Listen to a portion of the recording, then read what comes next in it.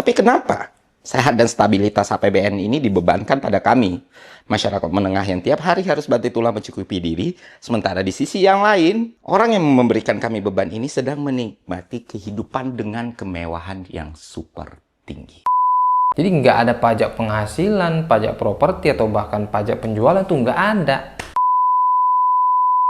Assalamualaikum warahmatullahi wabarakatuh. Hello Kedan, gimana kabar kalian? Gue harap si Triple S ya, semoga sehat selalu. Nah Kedan, di video kali ini gue pengen bahas tentang pajak PPN 12%. Tentu tidak dong, emang gue siapa? Gue bisa bahas-bahas pajak nggak? Tapi kalau kalian pengen banget tahu tentang bagaimana aliran dana pajak kita digunakan untuk apa dan secara detail, secara gamblang dan secara mengerikan. Mengerikan sih, karena gue bisa bilang mengerikan karena gue nontonnya juga agak merinding gitu. Kalian tonton aja di video Bang Ferry ya, Ferry Irwandi. Dia jelas dengan gamblang, dia paparkan di videonya gimana para menteri-menteri itu hidup enak, nikmat dari uang pajak yang kita setorkan setiap tahun pada negara. Sebenarnya nggak ada masalah kalau memang ya uang pajak dari kita itu digunakan dengan baik. Mereka bisa kerja dengan baik untuk kita juga, untuk rakyat. Nggak ada masalah sebenarnya. Cuman kan ya realita yang ada ya berbanding terbalik dengan apa yang mereka terima gitu. Ya gue nggak bakal bahas banyak tentang pajak di negeri ini. Karena gue pengen bahas, ternyata ada loh negara yang rakyatnya itu bisa bebas pajak. Bahkan mereka hidup dengan sejahtera, mereka masih mendapatkan fasilitas yang mewah dari negaranya. Ya, Brunei Darussalam bebas pajak. Sementara kita di Indonesia harus tetap dipungut pajak. Nah, di video kali ini gue akan bahas kenapa bisa. Langsung saja kita ke videonya. So, hayya nabda'ul qissah.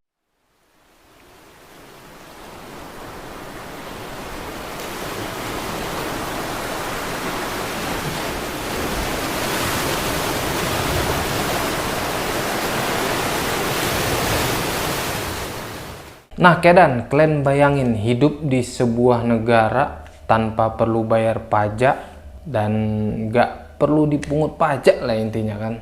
Kedengarannya kayak hidup di negeri mimpi kan, negeri dongeng ya. Tapi di negeri Brunei Darussalam ini kenyataan. Negara kecil yang kaya ini berhasil membebaskan pajak bagi warganya dan tetap memberikan fasilitas sosial yang luar biasa. Makanya gue bilang tadi kan, kok bisa ada negara rakyatnya bebas pajak tapi dia masih tetap kasih fasilitas yang luar biasa ke rakyatnya. Nah, apa rahasia dibalik keberhasilan Brunei Darussalam ini cuy? Dan kenapa di Indonesia yang negaranya jauh lebih besar dan kaya sumber daya alamnya nggak bisa menerapkan kebijakan serupa kayak di Brunei? Makanya di video kali ini kita akan kulik, kita bahas gimana bisa Brunei Darussalam itu bebas dari pajak. Brunei Darussalam adalah sebuah negara kecil di Asia Tenggara cuy. Dengan luas sekitar 5.765 km dan populasi sekitar 450.000 jiwa doang. 450.000 jiwa, nggak nyampe 1 juta. Lu bayangin. Namun jangan biarkan ukuran itu mengecoh Anda Kedan. Brunei Darussalam adalah salah satu negara terkaya di dunia jika dihitung berdasarkan pendapatan per kapita mereka.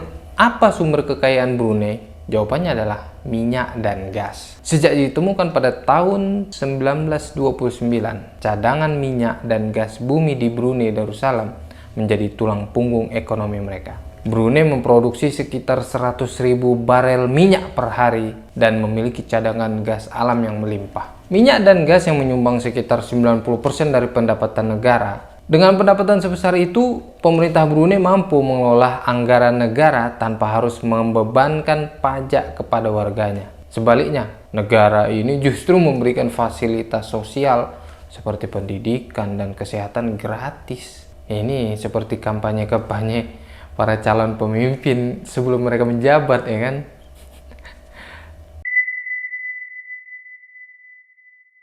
Rakyat tidak perlu sakit kepala untuk membayar income tax. According to the state mufti, citizens in the country do not have to worry about paying income tax. Brunei Darussalam membebaskan pajak penghasilan individu sejak tahun 1950-an. Bukan 5 tahun atau 10 tahun yang lalu, jadi puluhan tahun yang lalu cuy, 1950-an. Jadi nggak ada pajak penghasilan, pajak properti, atau bahkan pajak penjualan tuh nggak ada.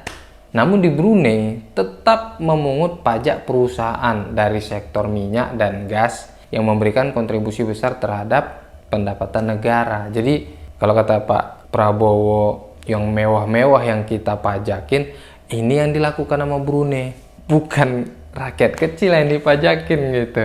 Jadi sebenarnya mungkin Pak Prabowo sudah mau mencontoh Brunei. Jadi ya kita husnuzon aja, semoga kita 5 tahun ke depan bisa seperti Brunei, yaitu bebas pajak ya kan? Amin. Selain itu, Brunei memiliki dana investasi pemerintah, yaitu tabungan nasional yang dikelola dengan bijaksana untuk memastikan kekayaan minyak dapat dinikmati oleh generasi mendatang. Makanya mereka bisa bebas pajak turun-temurun dari dulu, karena memang pengelolaannya ini dengan amanah, baik dari zaman dulu sampai sekarang cuy. Dengan kebijakan seperti ini, warga Brunei nggak perlu pusing mikirin pajak, tapi tetap mendapatkan pelayanan publik yang prima. Intinya lo iri lah, harusnya lo lahir sebagai warga Brunei Darussalam. Nah, berbeda dengan Brunei, Indonesia adalah negara besar dengan populasi lebih dari 270 juta jiwa dan luas wilayah yang mencapai 1,9 juta kilometer. Dengan jumlah penduduk sebesar itu, kebutuhan anggaran negara tentu jauh lebih besar ya. Maka Indonesia mengandalkan pajak sebagai salah satu sumber utama pendapatan negara. Pada tahun 2022, pajak menyumbang sekitar 70% dari total pendapatan negara cuy. Dan jenis pajak juga beragam, mulai dari pajak penghasilan, pajak pertambahan nilai atau PPN, hingga pajak properti. Nah, pajak digunakan untuk membiayai berbagai sektor seperti pendidikan, infrastruktur, kesehatan, dan bantuan sosial. Walaupun Indonesia ini memiliki tantangan besar dalam sistem pajaknya, seperti tingkat kepatuhan pajak yang rendah, korupsi, dan inefisiensi dalam pengelolaan anggaran. Jadi banyak faktor ya, masalah pajak ini pengelolaannya nggak beres ya. Mulai dari yang ya banyak warga yang nggak patuh bayar pajak kan. Terus dana yang ada itu suka dikorupsi. Ini sih titik beratnya, korupsi. Dan pengelolaan anggarannya juga kan kurang. Lantas, mengapa Indonesia ini nggak bisa menerapkan kebijakan bebas pajak seperti Brunei?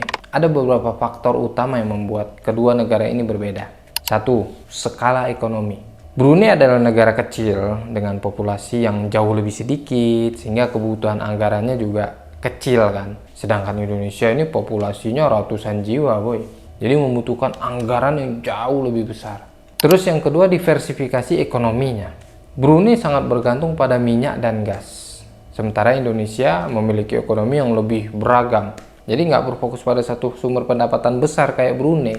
Yang ketiga, keadilan sosial. Dalam negara besar seperti Indonesia, pajak juga berfungsi sebagai alat redistribusi kekayaan, membantu kelompok masyarakat yang kurang mampu untuk mendapatkan akses yang setara. Ceritanya begitu. Nah, meskipun nggak mungkin bagi Indonesia untuk sepenuhnya bebas pajak, ada beberapa pelajaran yang bisa diambil dari Brunei Darussalam. Yang pertama, efisiensi pengelolaan sumber daya. Indonesia ini perlu memastikan bahwa sumber daya alam yang melimpah, kayak minyak, gas, tambang, itu dikelola dengan baik untuk mendukung anggaran negara. Kayak timah juga, itu dikelola harus dengan baik gitu. Jangan sampai dikelola oleh orang yang nggak baik sampai merugikan negara hingga ratusan triliun. Dan hukumannya juga harus baik, harus sesuai gitu, jangan 6,5 tahun doang. Kalau kayak gitu gue mau jadi pengelola timah gitu, biarin gue di penjara 6,5 tahun nggak apa-apa, yang penting tabungan gue ratusan triliun. Yang kedua, transparansi anggaran. Pengelolaan keuangan yang transparan ini dapat meningkatkan kepercayaan masyarakat dan mendorong partisipasi aktif dalam pembayaran pajak. Jadi kayak gue bilang pertama tadi, kalau seandainya anggarannya benar, transparansi pengelolaannya jelas gitu, ya mungkin ya kita akan dengan senang hati bayar pajak. Karena kita tahu aliran pajak kita, uang pajak kita itu kemana? Untuk pembangunan, untuk pendidikan, untuk segala macam yang jelas gitu. Maka kita ikhlas. Tapi kalau seandainya uang kita capek-capek kerja, gaji kita dipotong, buat tabungan tapera, apalah segala macam, buat bayarin perumahannya pejabat-pejabat itu kayak, aduh, janganlah, nggak ikhlas nanti kita ya. Dan yang ketiga, investasi jangka panjang. Indonesia ini perlu meniru Brunei Darussalam dalam membangun dana investasi nasional. Ini untuk memastikan kestabilan ekonomi di masa depan. Jadi kalau orang bilang Indonesia ke depannya bisa jadi nggak ada, kalau seandainya banyak korupsi kayak manusia-manusia gini, korupsi besar-besaran tapi tidak dihukum dengan baik, tidak memberikan efek jera ke calon-calon koruptor selanjutnya, bisa jadi benar-benar loh Indonesia ke depannya bisa jadi kedaulatan kita berbahaya gitu. Maksudnya kalau seandainya keuangan kita nggak jelas, terus hutang negara, hutang luar negeri semakin membengkak, mau jadi apa kita kan? Nggak ada yang tahu. Makanya ya kita harus meniru Brunei Darussalam dalam membangun dana investasi nasional biar stabil gitu loh ekonomi kita di masa depan. Anak-anak kita 10-20 tahun ke depan bisa terjamin gitu cuy. Jadi meski Indonesia dan Brunei memiliki sistem yang sangat berbeda, keduanya memberikan pelajaran penting tentang bagaimana sebuah negara dapat mengelola kekayaannya. Brunei mengajarkan kita pentingnya efisiensi dan fokus pada sumber daya, sementara Indonesia mengingatkan kita akan pentingnya pemerataan dan keadilan sosial. Nah, gimana menurut kalian tentang pajak di negeri kita ini yang semakin tahun, semakin hari, semakin naik? Dan kalau seandainya fasilitas yang kita terima dari negara juga sepadan, mungkin nggak ada masalah ya. Tapi ya, itulah. Ternyata PPN 12% ini untuk menutupi anggaran makan siang gratis yang belum berjalan juga gitu. Gimana menurut kalian tentang perpajakan di negeri ini? Apakah ada harapan Indonesia bisa menjadi seperti Brunei Darussalam? Kalau dibilang Brunei kan punya gas segala macam lah, kekayaan alam kita sebenarnya besar. Makanya bagaimana pengelolaannya? Ya kurang lebih seperti itulah ya. Silahkan kita berdiskusi di kolom komentar. Gimana menurut kalian? Silahkan sampaikan di bawah. Ya. Terima kasih sudah menonton sampai akhir. Jazakumullah khair. See you next video. Assalamualaikum warahmatullahi wabarakatuh.